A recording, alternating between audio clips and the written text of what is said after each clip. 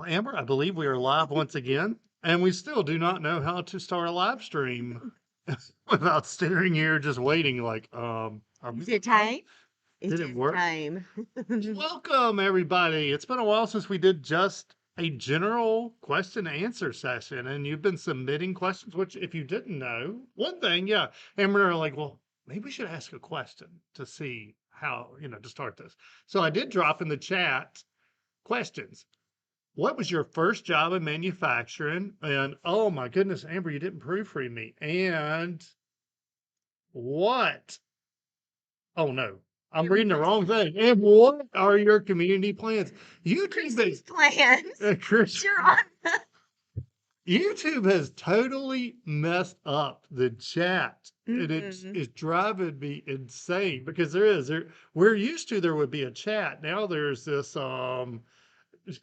reading Really VR. hard. You are right. Well, then, I mean, even then, like if you wrote two more words, Coaster BP, and what you put there, we wouldn't be able to read the last word. And it's like YouTube, it's been like this for like 2 months. I know. But yeah, With the emoji right there, it's like, ah. yeah. So the chat has gotten really difficult. But yeah, so people have been submitting chat questions, which if you didn't know, let me drop a link. If your question comes up and you want it on the next live stream, then submit your questions here. Oh, I did not spell that one right, Amber. Oops. There you go. Read and be hard. Reading be hard. Yes, Krishana. Hey, good to see you. X-Main. Hey, Tyson. Hello. And hey, we got a package in. What all do we have over here, Amber? Well, Yes, we got mail. we got mail. We got mail from where? Where did we get mail from? What country is it? Canada. Canada. Yes. So we And got this is from Dustin's side. hat. Yes. So we got hats. JPI Solution. Oh my gosh, I'm just gonna do the live stream like this, and they can only see like my. Actually, I could do it like. Oh, that's even better. I'm just gonna stay like that. Oh, I got a sticker on mine. That's all right. Don't they keep the stickers on them now? That's right. That way y'all all know I got a new hat. This is Richardson's original 112 Chucker adjustable hat. And yes, JPI Solutions. So there we go. We got that. I haven't seen you in a hat in. I've never. Yeah, you've seen me in a hat, but yeah, I don't.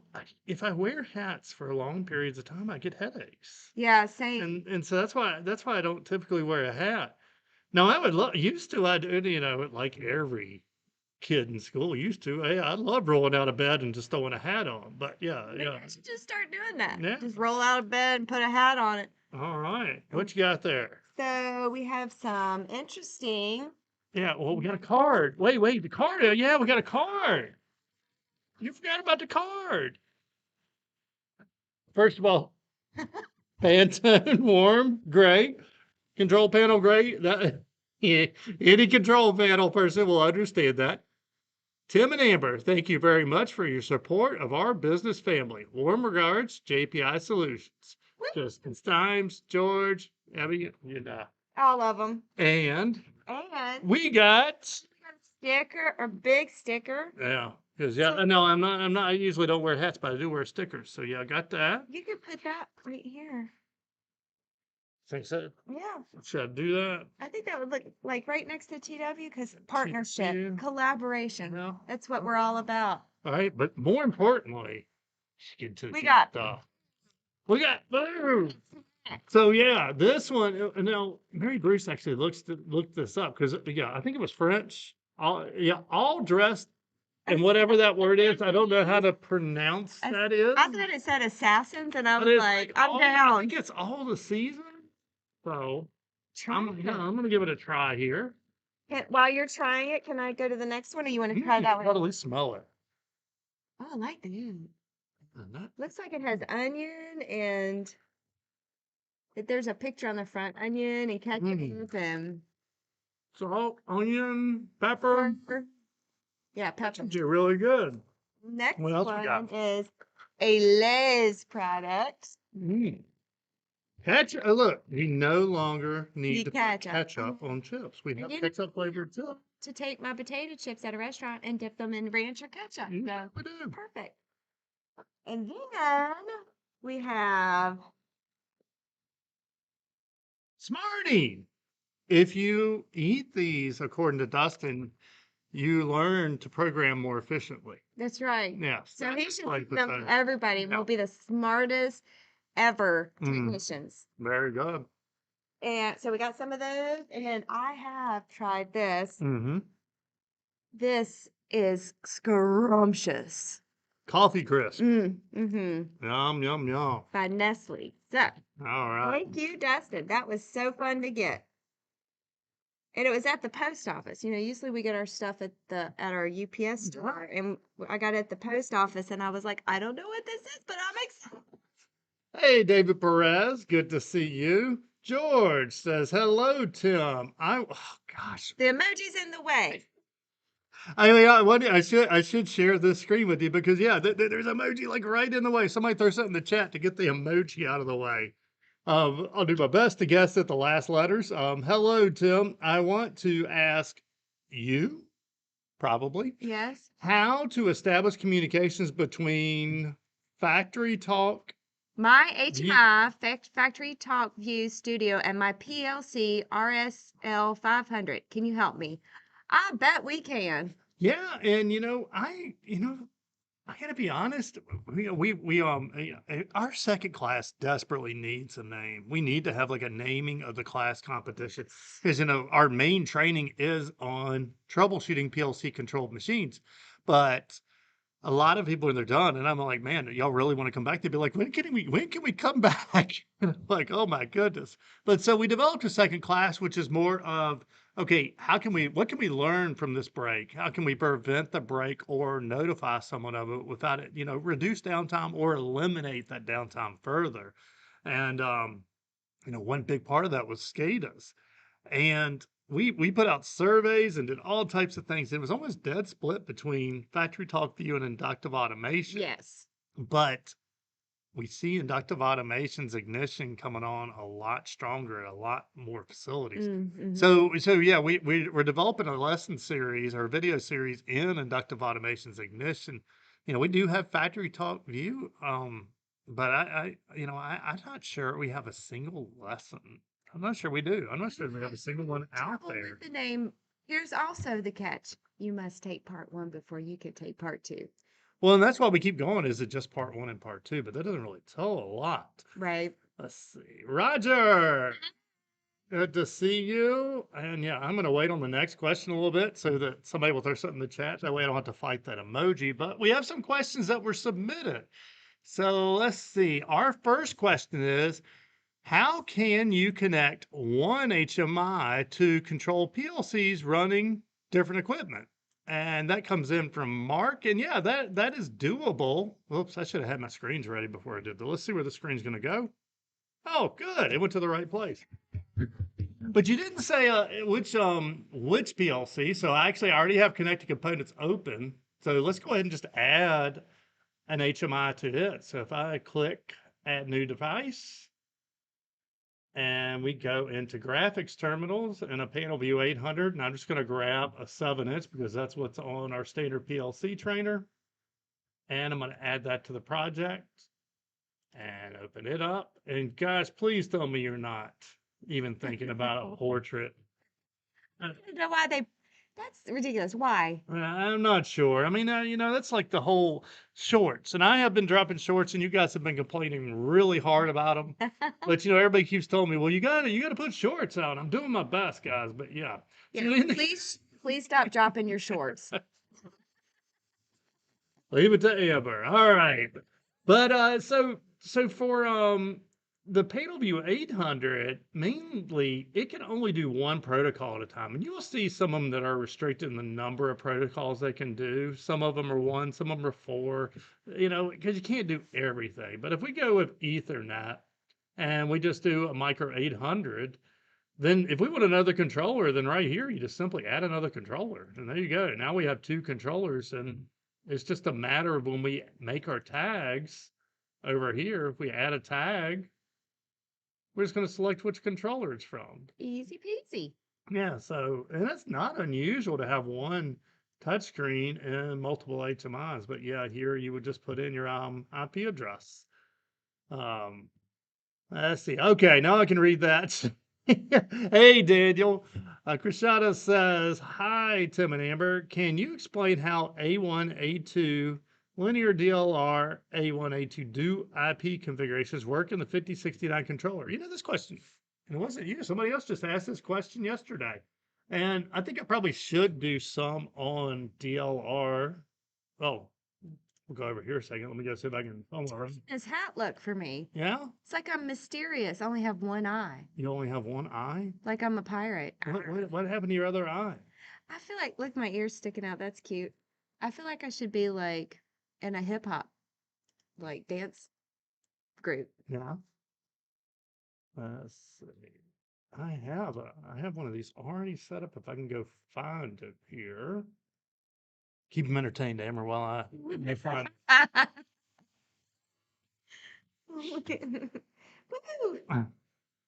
Woo!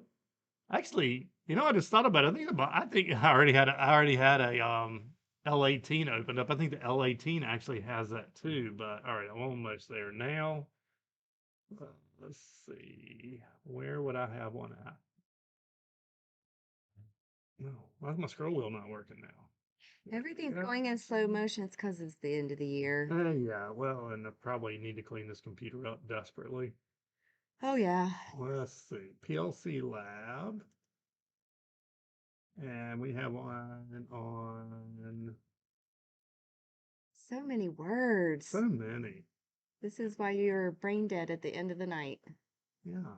I may have to come back Like to that, drooling. because honestly, that one probably does warrant a little bit of weeds. Oh, here's one. Let's go. I'll check this 5069 out. Let's switch over to here.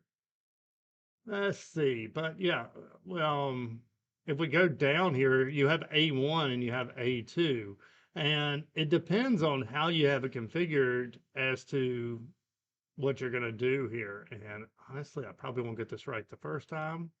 That's why I always say we can right click and get options. So here's port A2 and port configuration. Oh, I'm not going to remember this fast enough to remember where you even select the DLR at. Anybody out there remember where you do the DLR?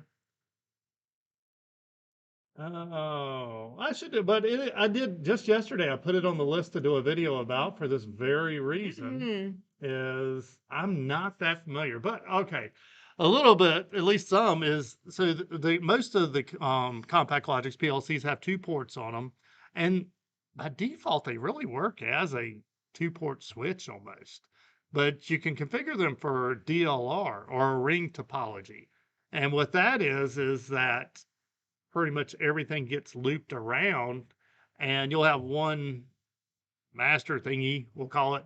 And if it fails anywhere, it can manage itself. So it's kind of self-healing. But yeah, honestly, I have not seen any programs that use it. And that's all I really usually come up with what I'm going to talk about is, when a technician sends me a program, says, "Hey, I have a question about this," that's when I talk about it. That's like everybody keeps telling me you need to learn about SFC or sequential function charts. That's the way to do sequencing. I have never seen a sequential function chart in a, we'll call it large PLC program. I've seen some people playing with it, but it's not there. All right, Daniel says, "I have a Click Plus PLC and a Micro 820 20QBB on my trainer connected to a switch via Ethernet. Is it possible to use my Micro 820 to, gosh, Inputs to control outputs connect yeah, we're having to guess on this stupid to emoji. the click. Yes, you can. So actually, yeah, because in that same connected components workbench program, because I thought we might want to play around with something. And yeah, the Micro 850, yeah, I assume we could still do it even though this is an emulator. But if we go, or can you do it? Oh, they won't let you do it with the emulator, right? That's kind of surprising. Shocking. Shocking. Okay, well, let's go create your PLC. So we're just going to change controller. You had a 20 QBB. So we're going to change this to an LC20 QBB. And mainly the click, it uses Modbus TCP. And all we're going to do, well, we're going to wait on this. Oh, because it has to create a new program when I did that. And now, that is interesting because that wasn't there. So so if you're not using an emulator, then you have this Modbus mapping right here. And so two things. One, we can go grab some tags. Let's just create global variables. And we're going to create two tags. We're going to create, we'll just create one. You can figure the other one out. We're going to create Modbus 2 click. And I'm going to make this a double integer or a dent. And then this dimensions is an important one, is we want to make a length of these. So I'm going to put down 1.20. And that's going to make an array with numbers 1 through 20 in it. So then we can go over here, and also I have a video. I have videos on this. I'll go find a link here in a second, but then we can go back to the Micro 820 and this Modbus mapping. We're going to simply add the, oops, I always forget this. You got to enable it. So we go over here and we're going to enable Modbus TCP. Then we go right back to Modbus mapping and we add, and we go down here and we're just going to click Modbus TCP. Okay. And that's going to make this a Modbus server. So in that case, you would use the Modbus client to do that. Let's see, but I do have a playlist. Well, let me leave that one. Let's go find one. Studio. And oh man, where? Nope, there. I need like the ultimate catalog of links. One of these days, because yeah, I do. I sit here and fumble because I'm like, I know I got that video somewhere. Or in this case, we have a playlist. Do you see Modbus anywhere in there? Why is it not there? Because I got to spell with those words again. Modbus.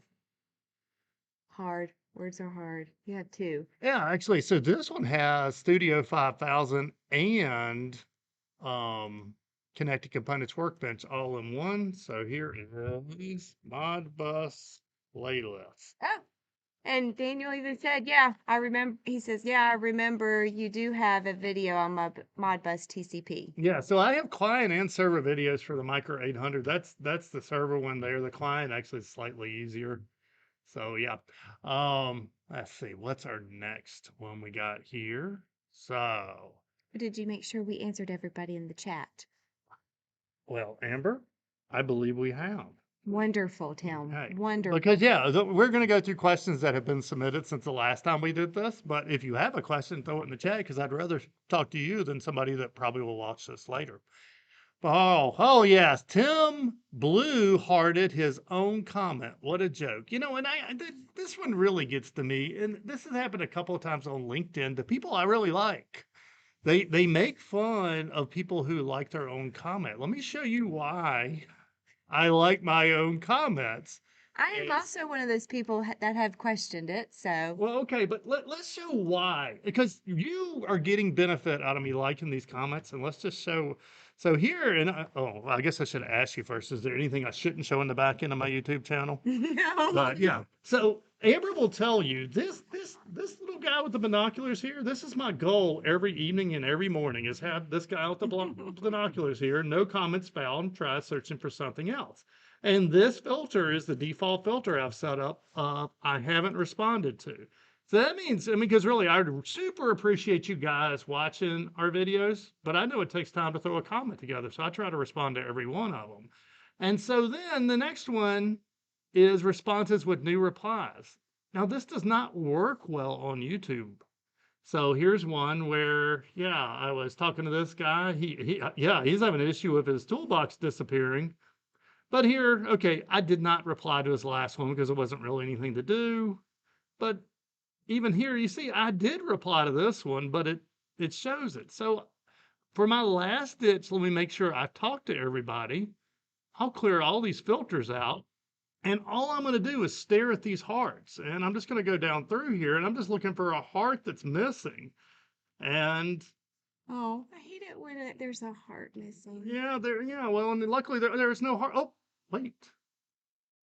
Well, there you go. And no, see, and here's a perfect example of why I do this. This is I have never replied to this and it doesn't show up. So YouTube's comment system doesn't work perfectly. So by me liking everything and just staring for these hearts, I just found that 3 days ago, Jerry Patterson, well, first he wished us a happy Thanksgiving. And I wish I would have been nice. I mean, obviously I Mm-hmm. could have replied back, but videos are very helpful. And man, I mean, he's obviously here's my deal is he's put a lot of time into typing this thing out. And so now I haven't replied to him. So that's why I mean, this is the example of why I heart my comments. And so I could go through and find Jerry's comment here. But here, let's just read it really fast. So he's trying to connect. He's using an Automation Direct Click PLC as a LAN connection, and he's trying to get to the internet. Oh, and he only has Starlink, so he has no internet jacks. He only has Wi-Fi. PLC, DHC. The PLC has its DHCP enabled, but I also manually set up the IP address, so it technically has an address, subnet, and gateway. Not being something else. Okay. All right. I'm just, yeah, I can read fast, but I can't talk really fast. So what's happening here is, although I see it on the network, he cannot ping it, and his other computers can't see it. I mean, and honestly, my gut feeling is it's around this gateway right here. Is that because he doesn't have direct Ethernet? Well, and honestly, I would wonder what he entered for the gateway here Mm. and whether it should be the PC that you're sharing the internet with or if it should be the Starlink address. But here, and here's what I always tell people, and people will argue with me on it, is if you can't ping, then you don't need to go on to Studio 5000 or the Click programming software or anything else. You got to get Yes. this ping working right here Yes. first. So Jerry, I will reply to you later, but that's pretty much what I would say. But my point at that being is, yeah, that is why I heart every comment. And why does it offend people so much that I heart people's comments in my comments? Why does it offend you? I don't know. Like, I don't do that, but Well, I mean, you take LinkedIn. reason, and I understand your reason on YouTube. Why LinkedIn though? Well, LinkedIn actually is a better example. There is zero filters available in the notifications of LinkedIn. So let's not even start with Facebook. I mean, that's even worse. I mean, I mean, I'm glad everybody's safe, but I don't need a notification every time somebody's safe. But when you go and you have a really hot discussion topic on one of your posts, I do the same thing. I scroll from the top down to the bottom and I look for those things that aren't liked. Mm-hmm. So by liking mine, it makes me be able to engage. I mean, otherwise I can't go through all these You post, comments. but what I don't understand is like when somebody immediately posts on LinkedIn and then they immediately like it. I don't know that I like my actual post. I'm not sure if Okay. I do or not. I like my comments though. And that's why I like my comments so I can just scroll really fast and see if I've answered everybody. But anyway, Jason Electric. I'm sorry, Anthony. I'm reading two things at the same time again. Anthony. Put it on the big screen so I can read it. Well, I have astigmatism. I was getting ready to go here so we could read the next thing. But Anthony Electrical, howdy, howdy. Very nice to see you. Hey, we did post something earlier. What was your first job in manufacturing? And yeah, what's your plans for Christmas? What are our plans for Christmas? We are going away. We are, yes. So we don't have those plans fully figured out, Mhm. but yeah.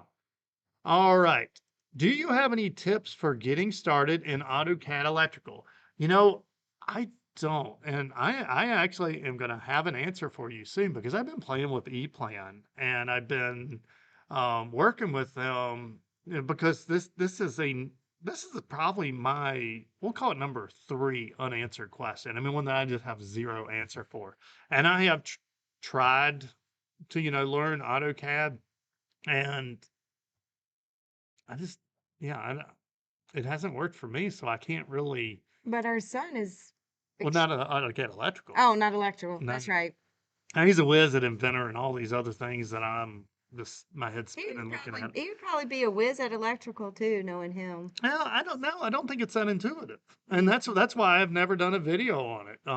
Now I've been playing with E-Plan though, and been talking with them and learning, and I gotta admit, that's a time saver that's probably worth it. So, Right. so we'll probably do something with that. Let's see, Mark. I know you're an AB man. Well, no, Not really. not really. Yeah. Well, let me go ahead and finish. Into Let me everything. finish reading your question, then I'll probably answer. I probably already know. I already know the answer to give, but I know you're an AB man. But Automation Direct sells PLCs too that are very inexpensive and free software as well. Why not get involved with them and do some videos? It's a great way to get more people interested or kids without heavy expense. All right. Well, you're absolutely right. The Click PLC is extremely economical and I will say very intuitive to use. Now, here is my hard argument against doing that for people getting in the industry. And now, if you're building panels, I don't care what you use, you can use whatever you want. But I want you to have the most marketable job skills possible. And in the United States, that does mean you at least need to know something about Allen Bradley PLCs. Connected Components Workbench is free. It does have a simulator in it to at least get you warmed up. I mean, and you can get it at 820 for $300. Now, yes, you can get a Click PLC for a lot less than that, but having on your resume that you know how to use Allen Bradley PLCs compared to Automation Direct PLCs, I'm sorry, it's still a more marketable skill. And as far as what I do videos on, I do videos on what I get the most questions about, what's the most popular that I'm seeing out in plants. And that's really how that comes down to Automation Direct. I mean, they have a great product, but that It doesn't doesn't really mean, come up in our classes. Used yeah. car technicians are the reason why we explore other products. Yeah. Now Siemens, it comes up a lot. That's why we're actually working on a video series for TI Portal. But no, I don't think, that's like people tell me all the time, well, you could do a Raspberry Pi and you could have all the students have a PLC for $35. I'm like, nobody's going to take them seriously if they say, hey, I dabble with PLC programming software on a Raspberry Pi. They're not going to get a job. And AB is it has a long history of being that legit. I mean, it really does. It's, from the time they began, Alan Bradley to now, it's just, Yeah, I mean, and it's legit. it's not a matter of which one's better. It's a matter of what I feel will give the most marketable skills to people out there.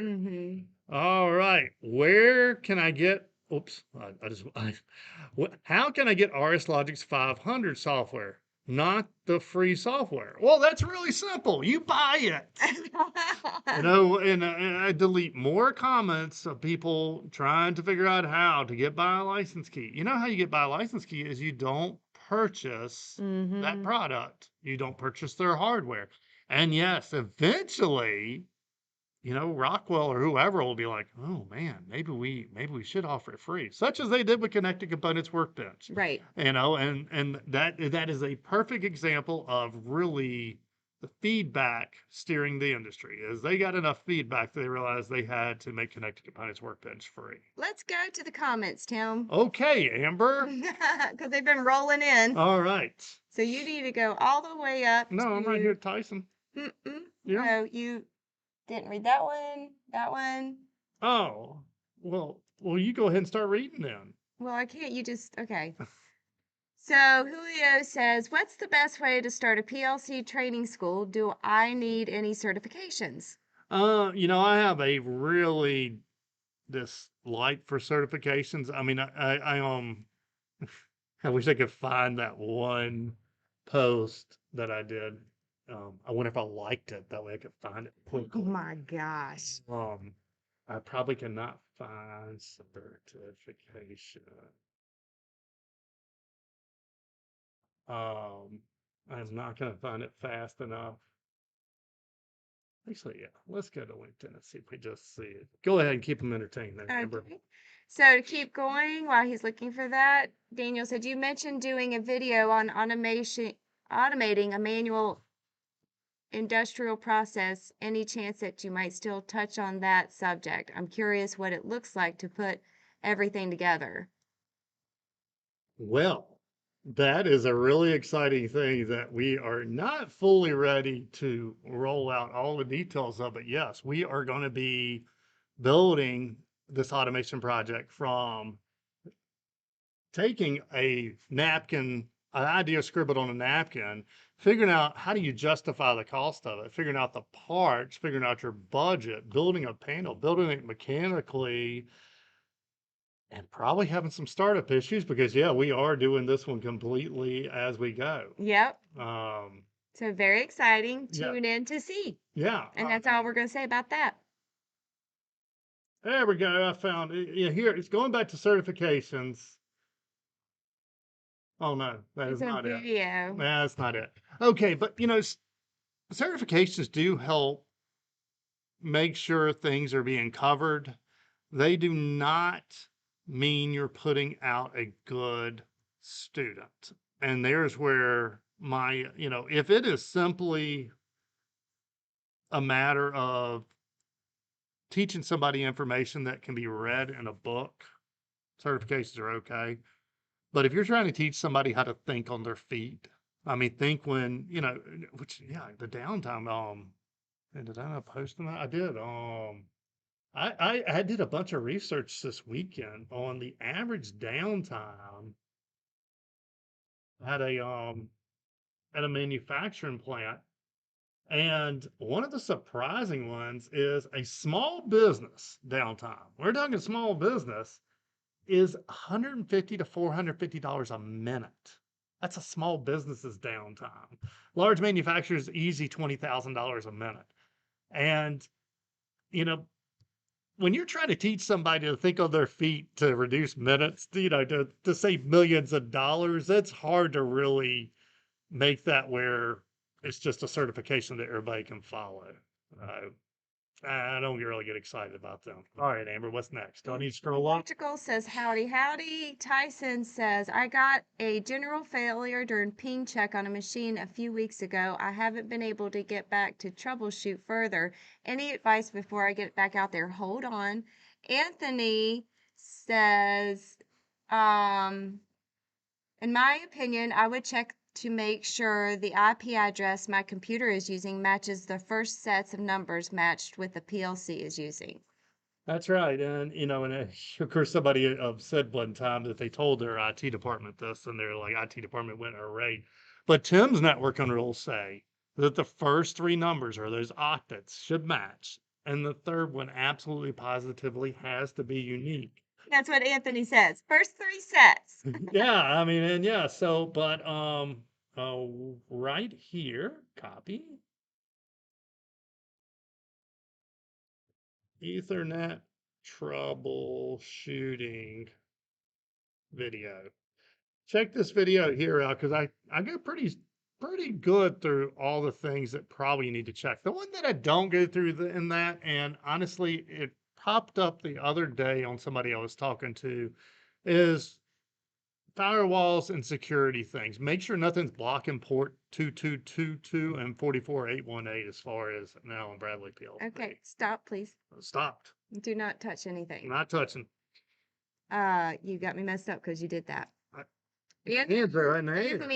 Anthony Electrical also said, I guess my first job would have been material handler forklift, which actually I've heard a lot of people say that. Well, that's, you know, at first I was really cutting material. You know, and I grew up in a machine shop, so I didn't have a driver's license yet. But once I got a driver's license, yeah, I was picking up parts, delivering parts. And no, that sound was not Tim cracking open a beer. It's a can of Zevia Cola. This video is not sponsored by Zevia, but if you are looking for a sugar-free cola that has caffeine, it's It's pretty good. It's pretty good. Yeah. Good with bourbon too. All right. So I just cracked it open. It doesn't have bourbon in it it. doesn't have bourbon in it, I promise. Okay. Back down. Krishna, can you please explain difference between standard and safety catalogs? How does safety work? Please explain in real-time example. Okay, yeah. I mean, safety, and we actually do have some videos coming on this, but and this is a discussion I have with technicians every time they come to our class, it seems like, is what is safety? What does it mean to be safe? And, the first thing we have to understand is safety is not to protect a machine. Safety is to protect an operator. And how are we going to make sure they're safe? Well, and their response always is, well, we can have an e-stop, which coincidentally, e-stop is actually not a safety device. It is a stop device. It is an emergency. But then I'll ask them, well, how are we going to make sure the e-stop works? And it's really funny at first because they're always like, well, we're going to press it. How are you going to make sure it works though? And they're like, well, we're gonna test it. I'm like, What are you gonna test it on? I'm like, how often have you tested your e-stops? And they're all like, well, never. So, part of safety is saying that we have a backup all the way down the line. So you mentioned, where is it, Amber? There, yeah, Yeah. you mentioned an IB16S. And actually they have some excellent examples in the uh instruction manual about how to use those because Mary Bruce and I just built a trainer not Friday, whatever the last day we were here. That and we needed, and that actually it's built on exactly what you're talking about there, an IB16S and an OB16S. And we will have videos coming on those. But I can't I always have to lead them a little bit on the first one, but finally I'm like, why is there two contacts on the back of the e-stop? And they're always in the media, they're like, well, one's just to indicate, the other's to stop it. And I'm like, are you sure? But then usually I end up, well, if you're going to drive out of town or you just drove to our training class, how do you make sure you get here without having a flat tire? And usually immediately they're like, well, I have a spare. I'm like, that's right. You got a backup. So there's two contacts on the back of the e-stop because there are two inputs on that IB16S. And even then, those are not just regular inputs. Those inputs that they're paired have I can't think of words today. Words are hard. They are, but they'll have different chips manufacturers just so that if one even has a flaw, the other one wouldn't. But there's redundancy all the way down. And then they're monitoring that. Everything's got to move together. And if anything happens wrong, it breaks. But so what does the S mean really? The S means, well, one that, Rockwell or whoever is saying that this safety device is going to work. They put the extra effort in. They've made sure that it's all functions like it's supposed to, as long as you follow all the guidelines. But really, ultimately, if you're looking at safety applications, you need to look at something like TUV Rhineland certification. They got some great information out there. Rockwell's instruction manuals actually have some really good sample documentation. I'm not sure if there's any sample safety programs, but yeah, we're going to do some really basic ones. And that's really good that kind of went into, stop moving that. That went into one of our questions from one of our viewers is, are you going to do more videos on safety? And yes, we are. All right. What's next, Amber? Thank you. Hey, Tim, I am an HVAC R tech and have experience troubleshooting 24 plus. 24 to 208. I know, astigmatism, hard. It be hard. Oh, wait, we got a Zoom button, Amber. We do? We do. Oh, Good, look well, at now that. we can read them. That's the only issue. Remember, this is where that emoji gets all in the way when you do All that. right. Where do you recommend to starting to get into automation if you have electrical troubleshooting experience? Well, we do have we have courses. The big thing is first you got to make sure whether this is kind of the grass looks green on the other side dream, or if you really want to do it. And so what I would recommend is starting with Connected Components Workbench, which is free. And I need that thing of having all these links ready, but here, start with this software right here. Download, connected, components, workbench. I want you to download and install that software, and then I want you to send me an email. Who was that? Patrick, right? That is Patrick Patrick. 2696. Send an email to contact us at twcontrols.com, and I am going to enroll you into this Connected Components Workbench course right here. And, oh, I should put some words in front of that, shouldn't I? CCW course. They'd be hard today. I'll enroll you into that because mainly you can get through the counter lesson with just the simulator, which is free.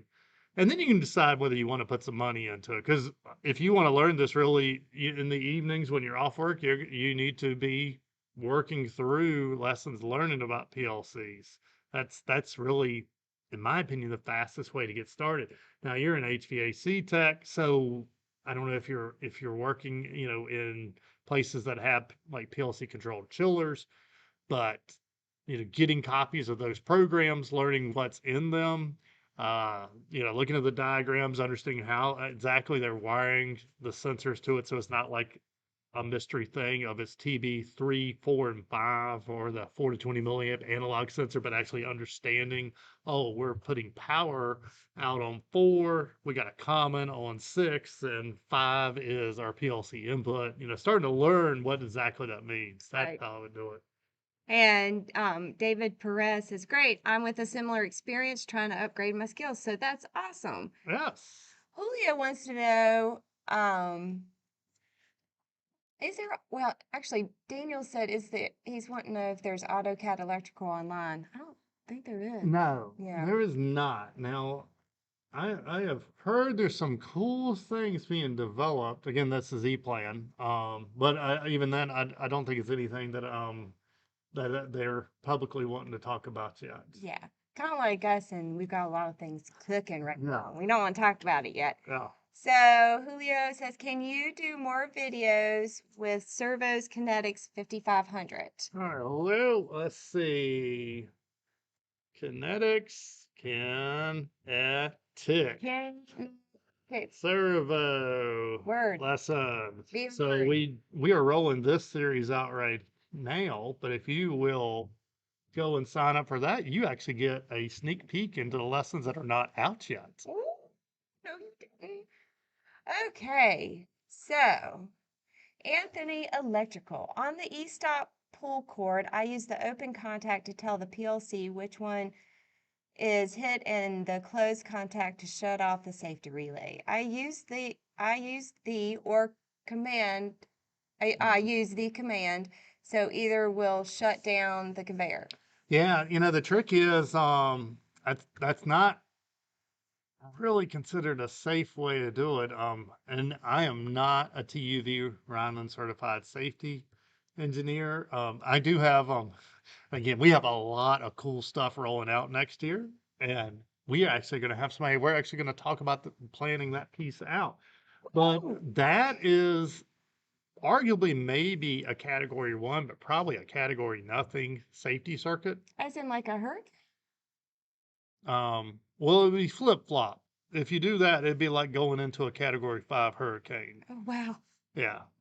And you're riding a bicycle. Great. So, and that's, I get this a lot from, I'll say, certain groups that don't exactly see the need for it because, part of safety is just making sure nothing ever bad happens. It doesn't say, oh, if something bad happens, then we'll do something about it. So yeah, that one, I don't have any good videos for you. Actually, Noah did talk about. Because Noah knew a lot. Noah knew a lot about safety. Knew a lot about safety. But check out this video. I mean, it gives you a little bit of primer. Primer. Words be hard today. Safety Is it SIL or SUL? level. I don't know.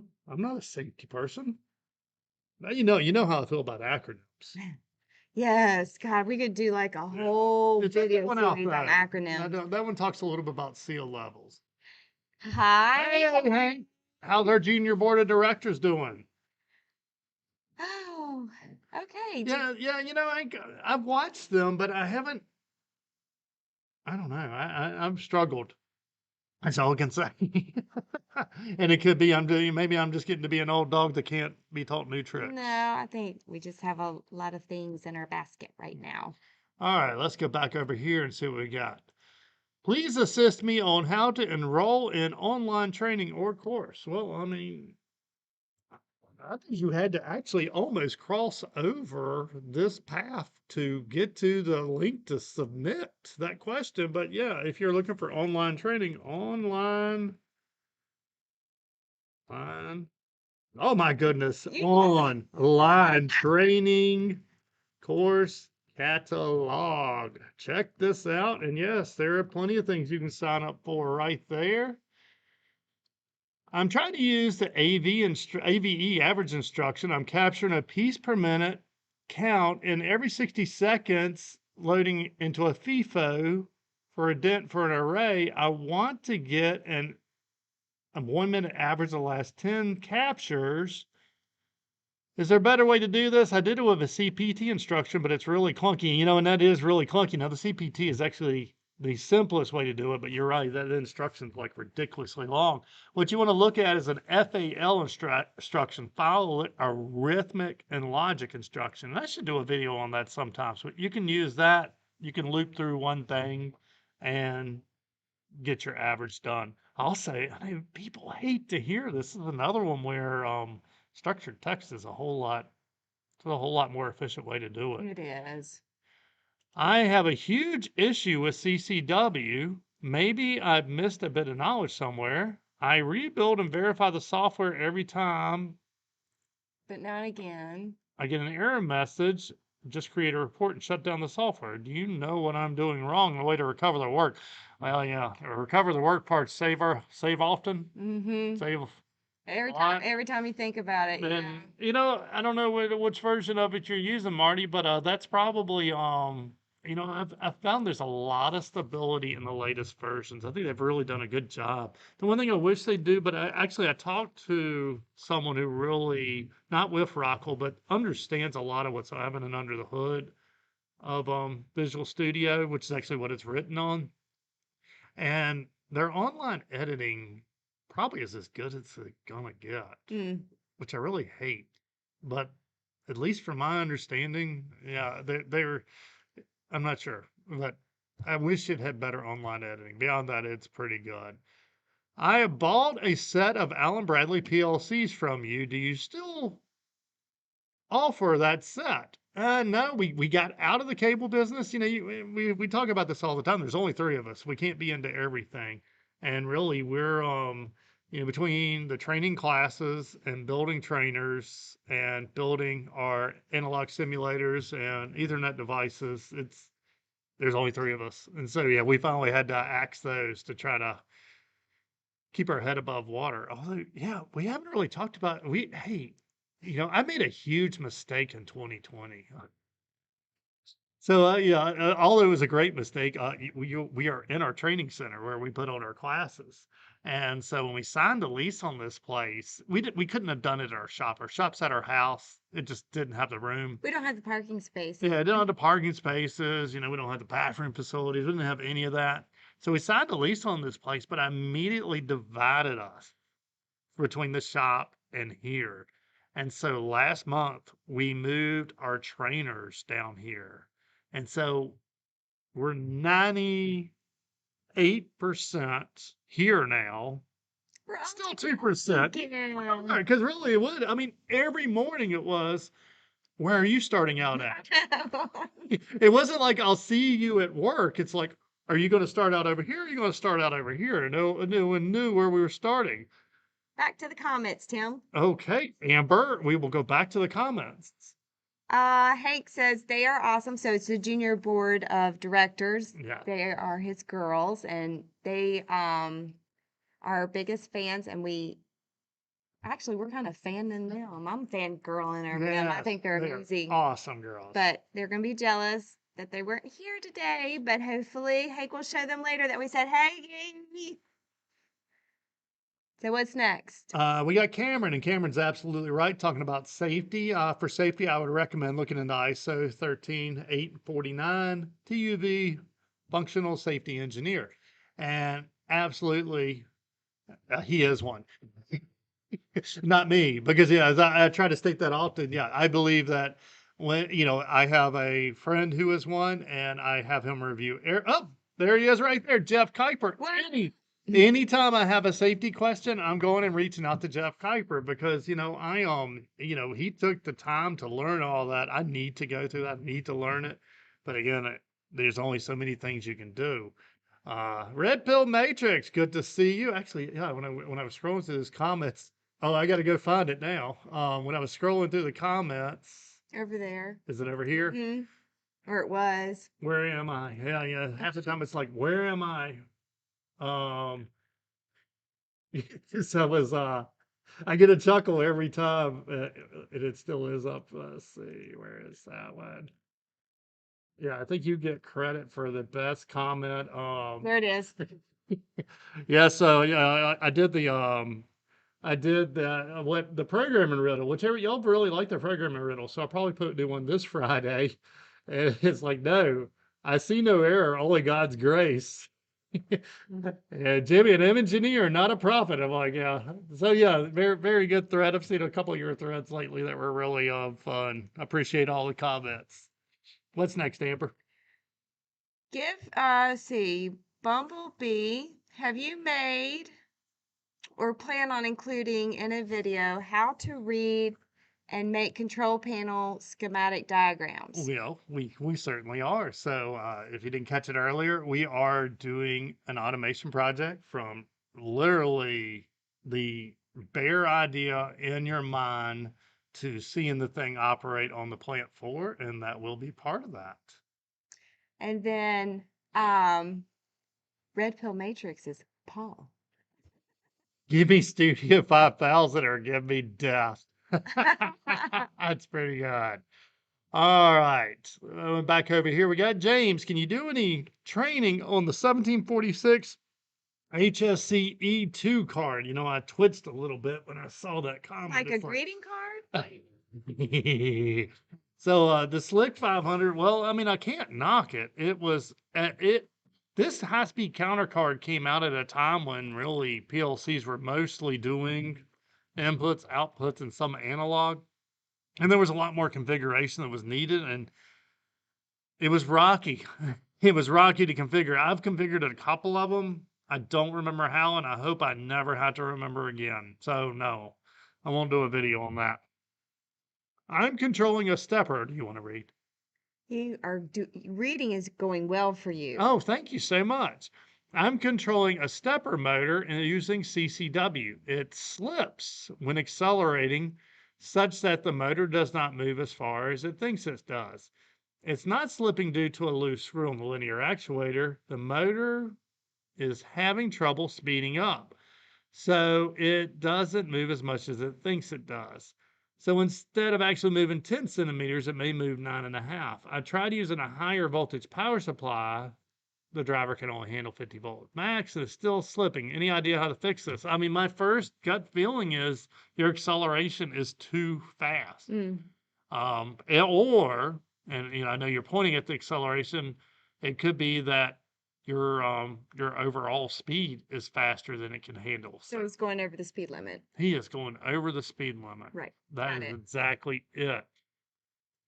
See, Alex, how to wire a SICK positioning sensor to an L24ER Compact Logix analog I/O termination. It's a 4-pin connector sensor. Just wanted to know if I connect it to an analog input or an analog output. Every time I say sick, I see sick, I'm like, what's wrong with it? Well, okay. So, and this is one that people struggle a lot with, and they even struggle in our class, but you got to think about the perspective of what you're wiring to. So you say SICK positioning sensor, that sounds to me like something it's reading. And so if you're reading something, it's going to be an input to the PLC. If you're telling that thing to move somewhere with that wire, then it would be an output. But yeah, so you have a 4-pin sensor. One, you're going to need to go find the wiring diagram, but being a position sensor, I'm going to probably argue it's probably a 4-wire setup. So go find that. And yeah, we have lots of wiring. We have a ton of analog videos. We were just talking about that this morning. That's one thing that we probably need to organize a little better, but we have a boatload of analog videos. In fact, we have videos on the L24E, but you're going to need to go find your wiring diagram for it. Back to the comments, Tim. Well, hold, Amber. I would like to get through, or do you think something? I mean, is it like? I mean, I just saw this one. Just go ahead. Okay. Can I wire a digital voltmeter, amp meter into a PowerFlex 525 and display the output voltage in amps? And this is a really good question. I just made a video on this, Amber. That is why I was like, hold on, because yeah, this is one that I do with students is, I don't know if I can find it, meter drive. It has not come out yet. Oh. I know, I'm breaking the rules. Oh. Wow. Oh. Keep them entertained there, Amber. Oh, well, I would if I could see the comments, Tim. Oh, well. Here, hold, please. But you have There we go. tiny writing. Oh, there we go. There we go. David. It's Oh, wait, I'm there, Amber. never. Okay, so this is what I do with the technicians in the class. And they always say the drive is bad, but measuring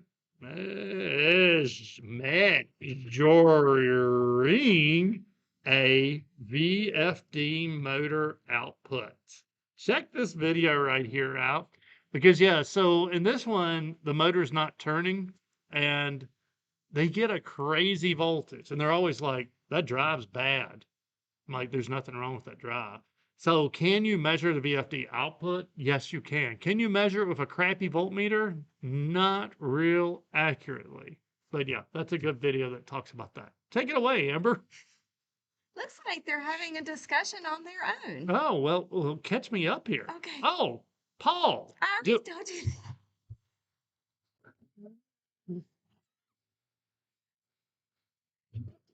If you don't move, I can help you. I'm here to help you I become have to scroll up. a better We technician. have not done David. Me too. We do David there. And then you went up and you're like, Paul, we acknowledge Paul's here. Hello, Paul.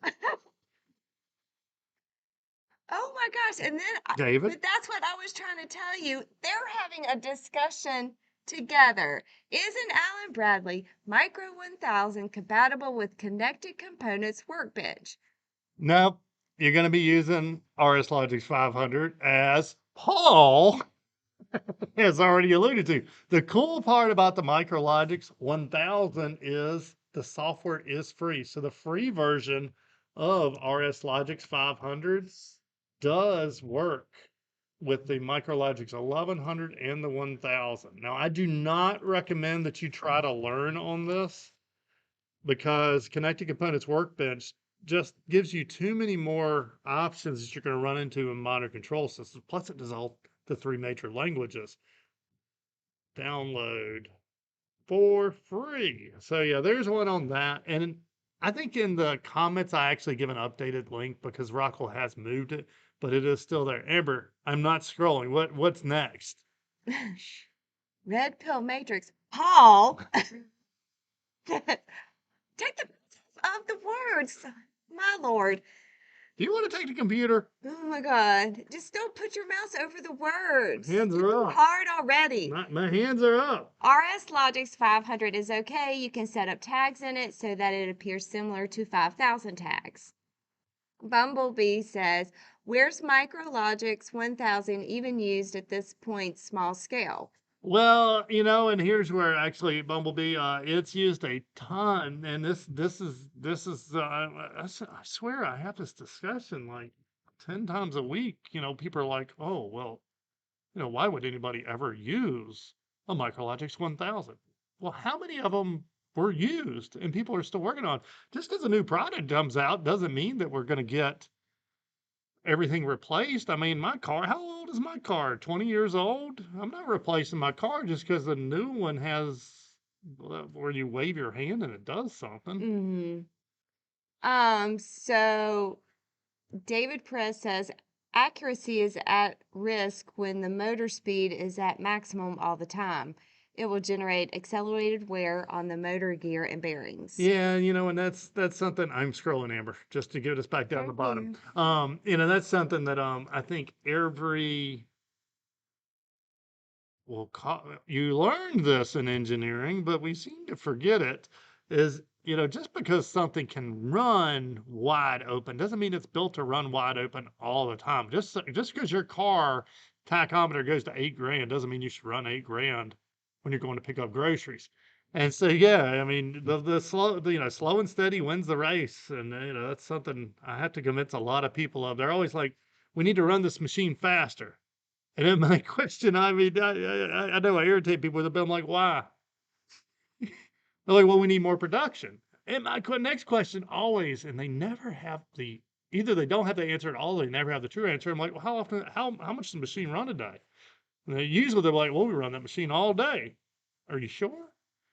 You go out there and you can watch them for 15 minutes. Like, well, that guy seems to be having to move all this stuff out of the way. Now he's got to go over there and fill this thing up. And they're like, well, that's part of running the machine. I'm like, no, it's not. That's not part of running the machine. The machine's sitting there idle waiting on them. All right, where are we at, Amber? You're at Arc Living. Go ahead and read it. Ever used a 50? Oh, I got to scroll up now, Amber. Is that okay? Yeah, somebody dropped it in the chat and moved it on me. Ever used a 505 to serve up the I/O to a Studio 5000 project with no code running and the slick is just like a scanner? That was one. And I guess there's not a grand way to do it anymore. Actually, the one time, this was one project. This may have been the one project I can say went perfectly as perfectly can get. I had never seen a machine before, and somebody sent me a program and asked me if I would convert it to control logics. And you're right, you either have to have a 505, or here's where the remote IO module for the control logics comes in handy, is you could pop that processor out of the slick. You could put a remote IO module in, and you could or a scanner in, and you could put in remote IO and the control logics. And I converted that program. We went into there, I hit the green button, and the machine magically worked perfectly. I've never had that happen in my life. But I know they make some wiring arms now that let you kind of finagle it in, but I still think that remote IO module was really the smoothest way to do it. Finagle? What? That's a big word. I don't even know the definition to finagle. I've been trying to work on my big word skills. Mary Bruce and Amber, they pummel me in big words all day long. We get in a meeting and it starts to get heated. They start throwing big words at me, dude. It just so I can be like, what are you even talking about? They're just trying to throw me off. That's us talking in code. Hank. I gotta scroll up. Not that far, you don't. You're past. Okay, I'm scrolling down. The Hank. Well, wait, what about David? He's talking to Paul and Bumblebee. Well, no, but this is important, David. If you're built, because he's the one. David was talking about asking about the Micro 8 on the MicroLogix 1000. Now, if you have that for free and you just want to start playing with PLCs, there's nothing wrong with the MicroLogix 1000.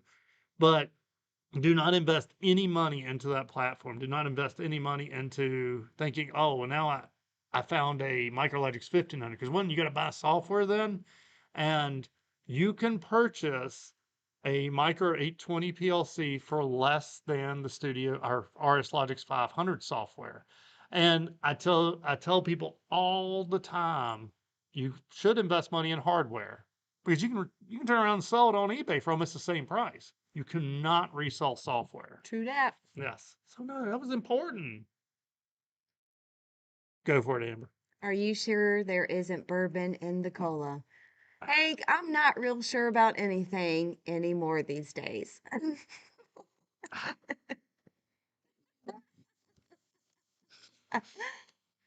Oh, Tim Wilborne says. Julio says it's funny to see you guys argue as a couple. This is us all the You ought to time. see our third channel. Yeah, we've started. So we have three channels actually. We have this one, which is, mostly talking about how to troubleshoot, how to program. We have a second channel where we started kind of giving some tips on, if you're starting out a business, what should you do? I didn't feel it was really a fit for this channel. So we kind of just started a second for that one.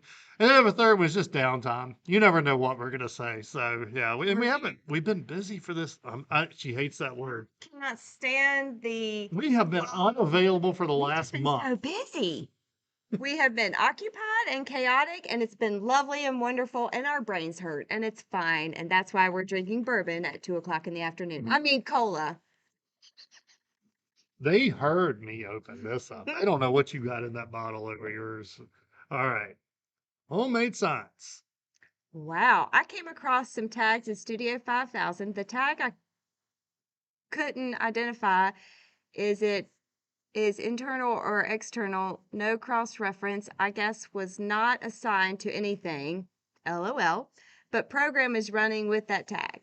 Well, so a couple things. Well, good job. Cross reference. If it shows up not at all, it's an okay indication that it's not used.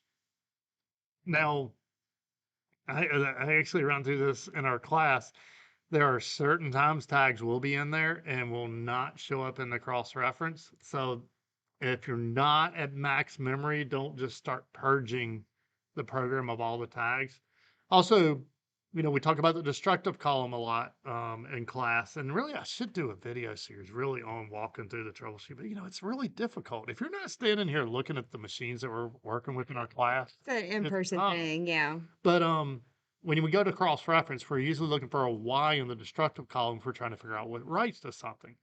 Well, just because there's not a Y doesn't mean nothing writes to it. And yeah, I can't give away too much of the what happens when people come to the class. But if there is no Y's, two things to look for is there a base tag? So look over at that base tag column, make sure that it's not some alias, it's not, something else. And then also start thinking about HMIs. Could they be writing to it? Also, is it there to store information? I mean, are these just bits that have all zeros in them, or could they actually be used for something? So yeah, I had one guy, he called me one day and he's like, "Hey, our machine, like half the stuff on the HMI is missing now." And someone had gone in there and decided to clean the PLC program up. Well, what the guy done, it's actually a pretty good idea, is he had a lot of the strings and a lot of the static numbers as tags in the PLC, and the HMI was writing to him because that way he could change them on the fly. It was a remote system that we wouldn't have to download or anything, and you can actually change some of the text on the HMI. And so when he started deleting all those unused tags, things that on the HMI suddenly had stars in them where they couldn't find the tags anymore. May I scroll? Mm-hmm. I don't know where we are. I made it. It's right at the top for you. Julio. You want me to read or you? Mm-hmm. Oh. I still see a lot of micrologics in the industry. Companies won't upgrade unless the machine goes obsolete. And that's really becoming a hot discussion topic with the micrologics, especially. And I think it's been a discussion topic on the Slick 500s for near 20 years. But we still see them out there. So that's going to be a topic for at least the next 20 years also. I mean, if you have a machine that's working day in, day out perfectly, and you have a spare sitting on the shelf, I'm not going to argue that you should, replace the PLC. I mean, I got a Saturn View out there. That company's not even in business anymore, but I can still go find parts for it, so I'm not going and replacing it. Micrologic's 1500 PLCs were pretty robust, even 1200. Then came the 1100, 1400s of Ethernet ports. And that was, at the time, that was a really awesome PLC. Because really, they took a lot of features and packed them into a very small package. I mean, Well, you're right. At that point, they were wording. In fact, my first article I wrote was First Impressions of a Micrologix 1100, and it was an insanely popular article for a long time. But yeah, I mean, it had Ethernet, it had an LCD screen. We had never seen a PLC with an LCD screen at the time. And I mean, they were smart about it. They removed all the LEDs and put them on the LCD screen. I mean, it was a really good all-around PLC. Would you like to read the next one, Amber? No, No. You read out? I'm read out. You're read out. Let's see. Arc Living LL. Lead time on the 1747. You sure you don't want to read this? Is too long. I think they have figured out to use the processor in its place. And I've honestly never even played with 1747A. In fact, I'm just copying right now. Let's copy. I honestly, I need a memory jogged. I don't know if I've ever seen one of these. Well, it's preferred availability. It is active mature. I don't think we have. That doesn't look familiar. I have never used one of those, and man, I don't even know. I am curious now. When did that thing come out? Because I know when early on, no, I say it was before. Well, this publication's in January 2013. I don't know if that's when this module came out, but I think 2005 is. I thought Rio was the only way to go. I've never seen that module before. Neat. Well, of course, it's not available. It doesn't really matter, I guess. Oh, Grace covers a ton of Tim's sins. Yeah, I need lots of Grace. Paul. Paul said that. Paul is right. Yes, Amber will completely agree with you. All right, Anthony. Anthony, I hear ya. I wanted to switch to the 800 series on some stuff, but I had to keep using 1400 with Ethernet because of supply issues. And it's been, it's been the weirdest couple years, really. It has been the strangest couple of years. The pandemic has just flipped a lot of things upside down, every which way. Yeah. It's been a mess. We got a couple more over here. Let's see. I work with Studio 5000. I want to calculate the acceleration of temperature rise and fall. Do you think it's possible in Studio 5000? Well, absolutely. I mean, it's calculation, and you can do calculation. That would be a neat video to do. I think it's something to do that we would have an unpredictable acceleration. Hey, we've been trying to figure out some stuff for this new IO link. Yeah, because I could add some crazy randomization there, but I'm gonna take you away for a second, everybody. Yeah, take it a bit. Yeah, over here. Can I zoom? Does my zoom work on this setup? Oh yes, look at there. But yeah, see, I can even move you over. But yeah, oops, am I on the right screen? I am on the right screen. Yeah. But yeah, this right here is a new IO link setup that we're working on. I can't spin it around. Oh yeah, I can. I can spin it around. Oh, hey, look, I can manually spin. Yeah, this Spin 20 IO link is awesome. We got these 3 sensors going to it, and I'm getting ready to do some videos on it. But that would be somewhere I could do it. But really, if you're gonna do acceleration, Oh, now you're all messed up. oh, now I'm messing us all up. That's all right. Oh, Like we're going in and out. we're all over the place.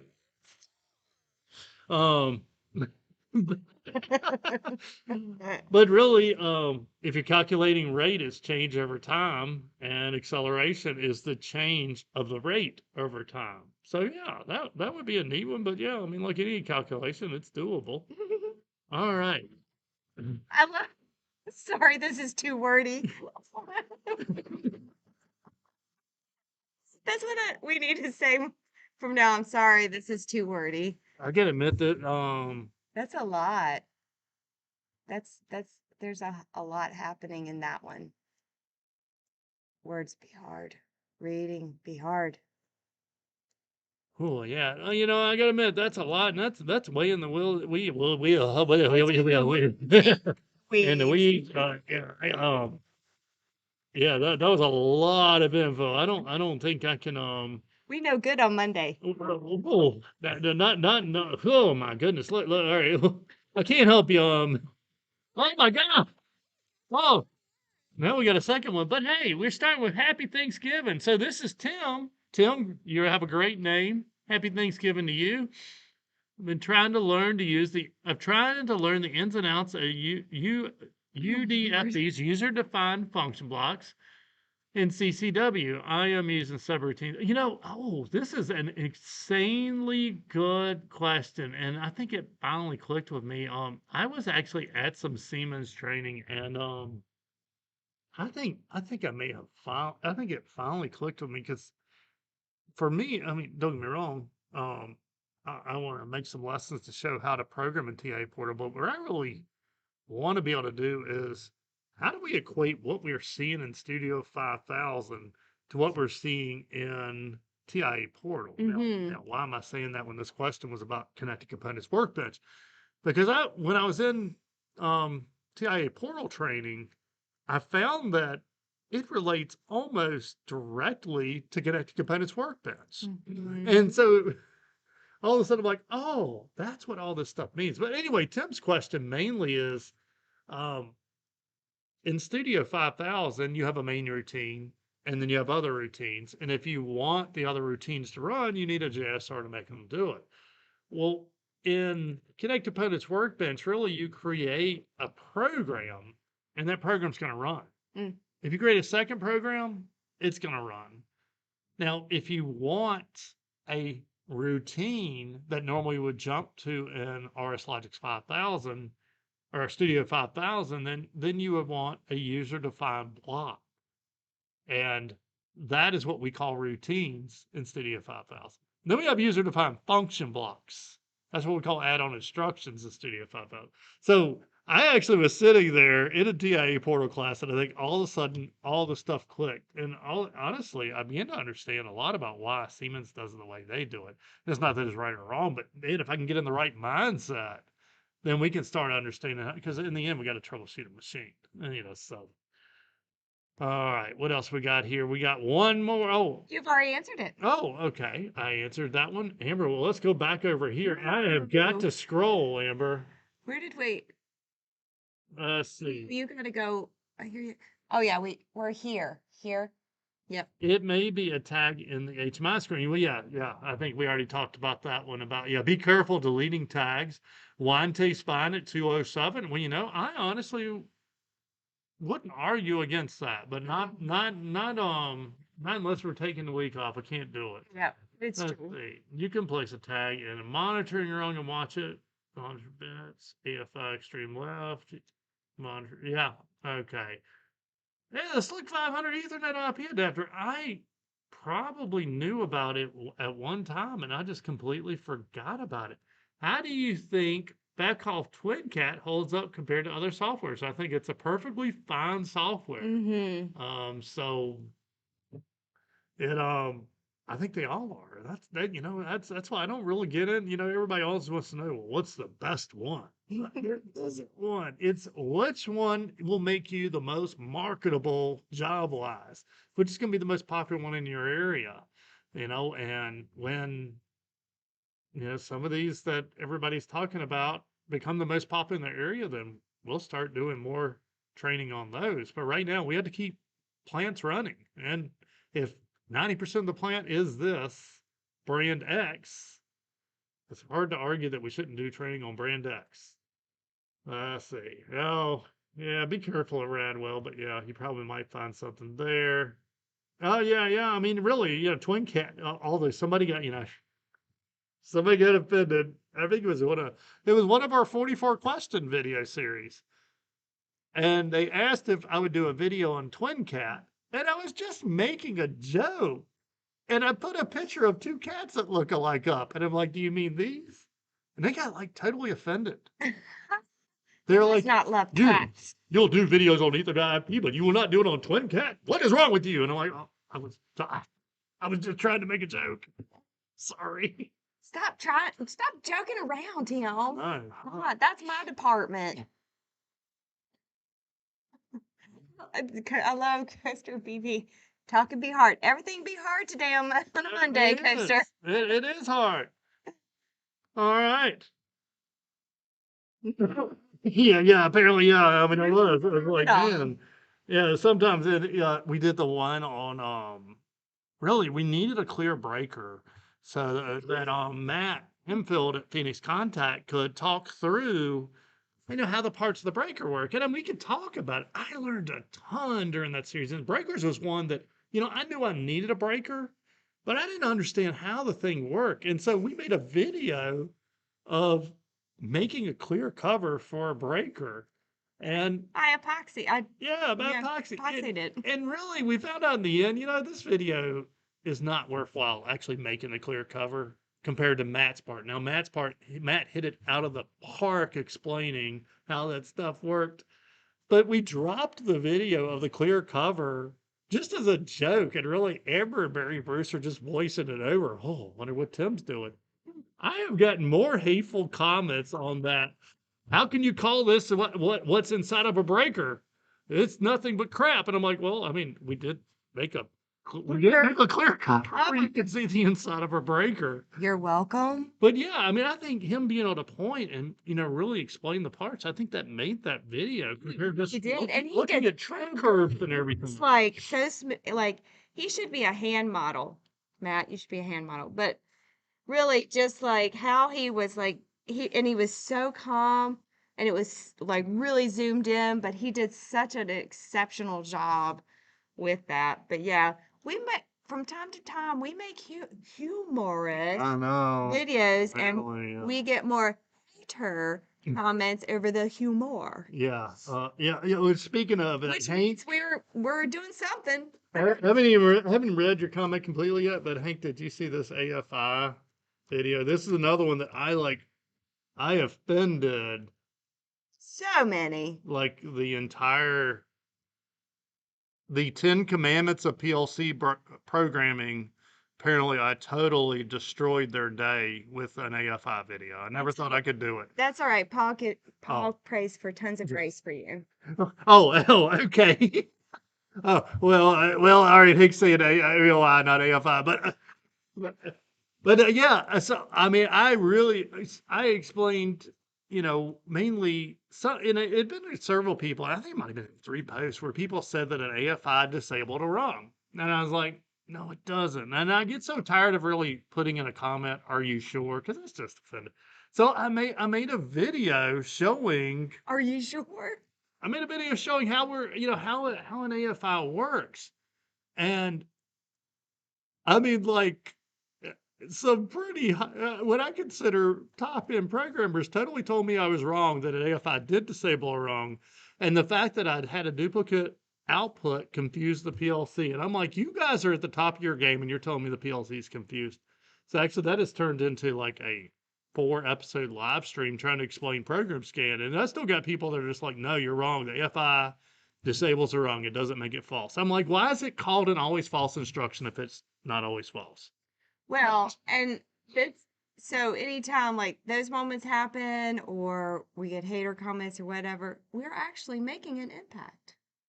And really, that's the solution at the end of the day is to, and I came up with solution because your hat said solutions. Watch the humor, Amber. Because words be hard. I have a customer that has a machine from Italy, Control Logics. They used massive AFIs, and the machine is a pain to work on. They keep paying me to come work on it. Oh, and okay, now you're saying AOIs. Yeah, AOIs have a place, but I just reviewed a program for a company that's coming here. And I mean, usually I kind of open it up, do a little scrolling, check out their IO configuration, kind of see the scope, and see whether they're using structured text, whether they're using function block, how much analog is there PIDs. This one, every part of it was an add-on instruction. And I mean, we're talking about there were add-on instructions for like 5-second timers. I'm like, I can do that with a TON, and I would not have to go on and figure this thing out. But it was insane. But yeah. Yeah, AFI is a good part. I don't know. There was a lot of discussion about AFI, whether you should use them or a tag. and that way you could call it red pill matrix disabled this. But yeah, create a bit that's always latched every scan, then name. Yeah. That was kind of the discussion back and forth in that one. Is PHP dead? I don't know. I'm not. I'm so out of the web. The last, as far as automation, the last PHP I dealt with was it even PHP? What did the eWeb use? Remember the 1756 eWeb? That was an awesome module in its time. Thought that said fish, or then I was thinking about the Dead. Then I was like, is that Phil Lesh and Friends? Because that's also the Dead, and Dead and Friends, they are not touring anymore. Just in case you guys were wondering. Do you think they'll ever tour again, or you think they're done? Ah, they're done Uh, for sure. what is the difference between a PLC and a DCS? Red Pill got it. DCS is a PC-based control of a digital system. Yeah, and I mean, those are honestly, in a lot of situations, they are very gray terms as far as what a DCS and what a PLC is. But yeah, Red Pill got it there. I feel like we should hire Paul for these live chats. How did you know it was Paul? You came away as a David. Good to see you, Hank. Say hi to the junior board of directors. Yes. Says the PLC is programmed using a PC, but then the PC is removed and it still runs. I really don't know which one's better. That's another one a lot of people ask, but I really don't know. I used the eWebs. They were really cool. What ASP? That's right. You had to put in your tag with .asp, and then you would put brackets in the tag name, and it would fill it in. I mean, we're talking. I used that. It was probably 2002ish. We had one of the first ones. I mean, and that was cutting edge. I mean, all of a sudden you could combine all this stuff and not have to have some installation of RS View and have this, that, and the other. Well, here we go. I didn't want a PC. It was a really cool thing. But yeah, obviously it didn't age well, because the internet was just kind of going way fast. So is Beckhoff considered DCS since it runs on Windows? No. And there you go. It's like when I think DCS, I think like oil refineries, something where, you're gathering a ton of data and you're not making instantaneous decisions. You're you're slow and steady making changes. But yeah, I don't even know where that really goes. All right, Amber. Where Did you have, I know. Did you have anything else for us? Um, Only made one back. Somebody hit something, and then I can't read that last word. Only made one back. golf projects, so I really don't know. Yeah. Back off. Well, they have ones that have controllers in them too. They got some cool products. So we were playing with those at, where were we? Automate. Automate. Yeah, we were at Automate. And again, I mean, that going back to, well, which one's better? Well, I mean, damn, if they're all at Automate, they're probably got a good product. Wow. Yeah. I'm out of water. You're out of water? I'm not actually. I didn't drink much, so obviously it wasn't anything in the drink I got. This has been nice. It has been nice. It's been great catching up with you guys. Good discussions. Yeah. Thanks for all the humor. Yes, and between now and the next one, just drop that link I submitted way the heck early. I guess I should probably drop it again. If you have any questions come up between now and the next one, submit your questions here. Explanation point. There we go. Wonderful. Thank y'all so much. Have a great day. Bye. See ya.